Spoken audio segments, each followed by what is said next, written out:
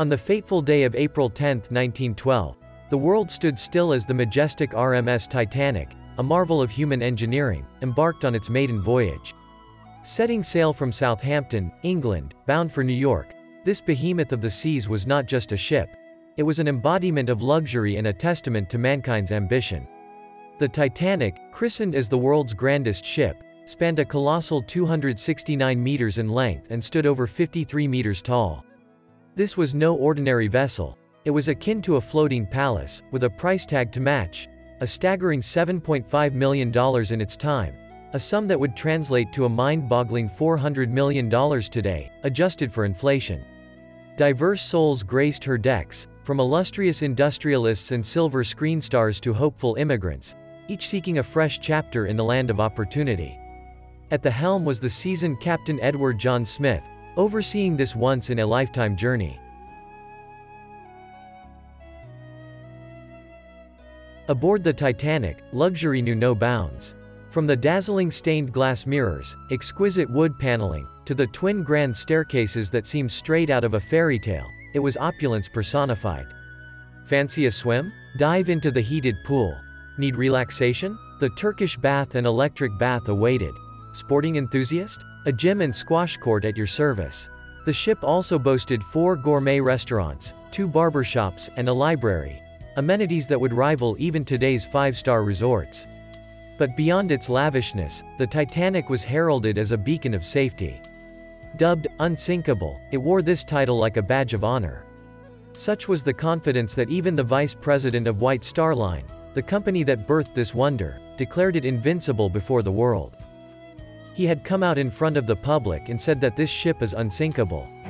But 2 days later, after setting out on its first voyage, on the 12th of April 1912, Titanic began to get its first ice warnings. The Atlantic Ocean that Titanic was crossing in order to get to America was replete with ice. There were mountains of icebergs that were a danger to this ship. These warnings are not an unusual thing. The ships that sail the oceans often communicate through radio and signal the nearby ships about ice being present in their vicinity and seek caution in their path. After getting these warnings, Titanic changed its course twice to avoid danger, but it did not reduce its speed. It continued its journey towards its destination at a speed of 21.5 knots, which is equal 40 kilometers per hour. 2 days later, on the 14th of April 1912, there were 7 more ice warnings, but Captain Smith and his crew ignored these warnings. They did not slow the speed of Titanic. Slowly, the day draws to a close, the sun sets and the temperature sinks. The notable thing about the night of the 14th of April was that the moon was not visible. Without the moon, there was no moonlight and the visibility was low on this night. There was a crow's nest on the ship, a small platform at a height which could be called a lookout point. Someone is made to sit atop it so that they can keep watch on the track of the ship to look out for traffic or obstructions. The person sitting here has to face very low temperatures. The cold winds were blowing at a very fast pace. Moreover, it was nighttime. The cold winds make the eyes tear up, which makes it difficult to see. At 11:39 p.m., a man named Frederick Fleet was atop the crow's nest. Suddenly, he saw before himself a huge iceberg. He rang the bell thrice quickly so that the people below could be alerted, then picked up the phone and called the officers on the bridge. He screams that there was an iceberg in front of them and that the ship should be steered immediately. First Officer, William, heard this message and signaled the engine room that the ship should be steered in the left direction. But unfortunately, it was too late. Just 1 minute later, at 11:40 p.m., the ship crashed into the iceberg. Titanic was a new breed of luxury liner. Titanic left port in Southampton, England. Among her passengers were many of the wealthy and influential. The band played the gayest tunes and American ragtime dancers. The time was 11:40. The iceberg grazed the right side of the ship. And all of a sudden she lifted up quickly. Everything that was movable was going through her. I didn't think it was serious because I didn't think it was possible. A big ship like that to sink. Thanks very much. This iceberg was not a small one. It was 200 by 400 feet in length, as big as a football field. And was so high that it was matching the crow's nest in height. Scientists estimate that the iceberg weighed as much 1.5 million tons. Titanic's front right side collided with the iceberg. specifically, near the bow. Now, what is the bow? You can see in this picture that the part right at the front is the bow. The part above the bow is called the stern and the protruded part below is called the keel. For around 10 seconds, the ship grazed against the iceberg and a huge dent was formed. Due to this, small holes formed in the main body of the ship. The ship's captain, Smith, and architect Thomas Andrews arrived at the site to see how much damage had the ship incurred due to the impact. When they realized that the ship would sink. They were completely shocked upon seeing this. They thought that this ship was unsinkable. The ship was considered unsinkable. Owing to impressive safety features, there were two main safety features which led to this belief. First, this ship had a double-bottom hull. The main body of the ship is called a hull. A double-bottomed hull would mean 2 layers. Even if the layer below got damaged, the second layer could save the ship. Second, the hull of the ship was divided into 16 separate watertight compartments. Even if 4 out of 16 compartments were filled with water, the ship would still sail. It would make no difference to the ship. But the impact created by the iceberg was on the side of the ship. The double-bottom hull proved to be of no use. The sides only had one single layer. Second, the impact was so large that 6 out of 16 watertight compartments were breached. Water was filling in all of them. The limit was 4. The inundation of 6 compartments meant that the ship couldn't be saved from sinking. The unsinkable ship would sink. 20 minutes after collision, at 12 a.m., Captain Smith ordered his crew to send a distress call over radio. The nearby ships would maybe detect it and come to save them. Senior Radio Jack Phillips turns out to be the hero. One after the another, he began sending distress signals. There was no response. He sent another and another. There must be some ship out there that would pick up their distress call. 20 minutes later, at 12:20 a.m., there was a ship called RMS Carpathia that was present near the Titanic. It detected the signal. He spoke to the operator of Titanic over radio and directed his ship to move towards Titanic and go save them. The problem was that despite its closeness, this ship was 107 km away. Even if it moved towards the Titanic at its top speed, it would take 3.5 hours to reach the Titanic. Would the Titanic ship stay put for 3.5 hours? The rest of the crew members lit up flares and rockets in the sky in the hope that a ship nearby would notice them. But unfortunately, apart from the ship Carpathia, there was no response from any other ship. Meanwhile, Captain Smith ordered the evacuation of passengers using the lifeboats on the ship. As per protocol, women and children would be given preference to board the lifeboats. As for the passengers on the ship, they were not that scared. Most of the passengers believed that Titanic was an unsinkable ship. There is no need for worry. After all, the company that put out ads claimed this again and again. So, yes, they might have hit an iceberg, but the ship wouldn't sink. For this reason, the first lifeboat that went down had a capacity of 65 people, but only 28 when half the lifeboat remained empty as it was lowered. With the passage of time, compartments began to be filled with water one after the other. The ship began to tilt. Gradually, the passengers realized that the ship could indeed sink. When this realization dawned, there was chaos and people began to run around in panic. By 1 in the night, so much water had filled the compartments in the front that the bow of the ship had gone underwater. Due to this, the rear part of Titanic surfaced out of the water. The propellers at the back surfaced out of the water. When the ship tilted to this degree, pandemonium reigned. People began to fight with one another for a seat in the lifeboat. The problem was there was a scarcity of lifeboats on the ship. There were only 20 lifeboats which could accommodate only 1,200 people approximately. But there were around 2,200 aboard the ship. At 2:05 a.m., the last lifeboat was lowered from the Titanic.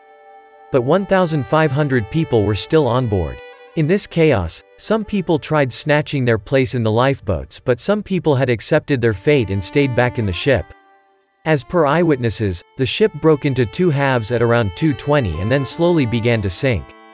It did not take even 3 hours for the unsinkable ship to sink. Of 1,500 people aboard the ship either drowned with the ship or the ones that knew how to swim were killed by hypothermia. The temperature of the water was -2 degrees Celsius. If you fall into the water at this temperature, you die within minutes due to hypothermia. It is said that the captain of Titanic, Edward Smith, stayed at the wheel until the end and drowned with the ship. Some even believe that he committed suicide by killing himself. The ship RMS Carpathia, that had set out to save the Titanic, reached this location around 3:30 to 4 a.m. to save the people on the ship, but it was 1 hour late. At 4:10 a.m., Carpathia arrived at the site of the sinking and began rescuing survivors. By 8:30 a.m., she picked up the last lifeboat with survivors and left the area at 8:50 a.m. Of the 711 passengers and crew rescued by the Carpathia, 6, including first-class passenger William F. Hoyt, either died in a lifeboat during the night or on board the Carpathia the next morning, and were buried at sea. After the disaster of the Titanic, questions were raised, many controversies took birth. Investigations were conducted and some unknown facts surfaced that shocked everyone. How would it feel if you were told there was another ship 37 km away from Titanic that night, which could make it in time to save all the passengers of the Titanic? It is true the ship was SS Californian. 1 hour before the Titanic hit the iceberg, the last iceberg warning was issued by SS Californian. They had warned, watch out. There are a lot of icebergs in the ocean here. After that at 11:15, the radio operator on the Californian ship had switched off the radio. The Californian ship had stopped for the night and was not moving ahead, keeping the danger in mind. Since the ship had stopped for the night and the radio was off, it did not receive the distress signal. The ship was so close to the Titanic that the passengers on the deck of the Titanic could see the ship on the horizon. When the officers were boarding the passengers in the Titanic, one officer even remarked that he could see a ship in the distance, and that it would come save them soon, and so there was no need to worry. But this Californian ship did not come even when rockets and flares were lit up. It is reported that after 12 a.m., the crew members on the Californian ship had actually seen the rockets fired from Titanic. They had even informed their captain Stanley Lord, but the captain insisted that it was no distress signal, rather the rich men on Titanic who were partying. If Captain Lord of the Californian ship taken the rockets and flares seriously that night, so many people aboard the Titanic could have been saved. Next morning when they switched their radio on, they received the SOS calls from Titanic. They reached the site, but it was too late by then. They only saw dead bodies floating in the water. Both the inquiries that were conducted in this matter put the blame on Captain Lord of the Californian. But one single man cannot be blamed for such a huge disaster. Other people were responsible as well. Like the lifeboat, there were not a sufficient number of lifeboats.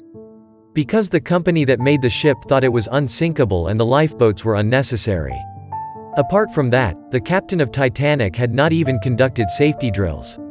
A safety drill was to be conducted on the day Titanic collided with the iceberg. But the captain cancelled that because he thought they were unnecessary since the ship was too good to be true. The next mistake was that of steersman Robert Hitchens, who was at the steering wheel. That night, when an iceberg alarm was sounded, the officer on the deck instructed that the ship should be turned left. But in panic, Robert Hitchens misunderstood the message and steered the ship towards the right. This was the opposite direction towards the iceberg. By the time he realized his mistake, it was too late. British inquiry also found that Titanic was issued so many iceberg warnings and to proceed with caution, but despite that, the ship was sailing at full speed. Why was that? Why did the captain not slow down? There are many theories behind that. A popular theory suggests that Joseph Bruce, the chairman and managing director of White Star Line, the company that manufactured the Titanic, influenced Captain Smith and pressured him that the speed of the ship be maintained. There was tremendous pressure from the company that the ship had to complete its first voyage in 6 days so that a record could be broken. So that they could show that the Titanic was not only the biggest, the most expensive ship, but the fastest ship as well. A specific incident happened on the 14th of April, at 2 p.m. when Captain Smith saw the ice warning and showed it to Joseph that they should reduce the speed because there is an ice warning, but Joseph stuffed the paper in his pocket so that the people and the crew members did not find out. He did not want the speed of the ship to slow down. This one disaster changed this industry worldwide forever. Many new regulations and standards were set up to avoid such disasters in the future. In 1914, an international ice patrol was set up so that the oncoming ships could be alerted about the icebergs in their path. A treaty, International Convention for the Safety of Life at Sea, SOLAS, was signed, which set new standards regarding ships. For example, a lifeboat regulation was framed mandating that the ships should have a sufficient number of lifeboats for every passenger. When the Titanic sank, it took more than 70 years to find its wreckage under sea. In September 1985, an American ocean explorer, Robert Ballard, and a French oceanographer managed to find the Titanic under the sea.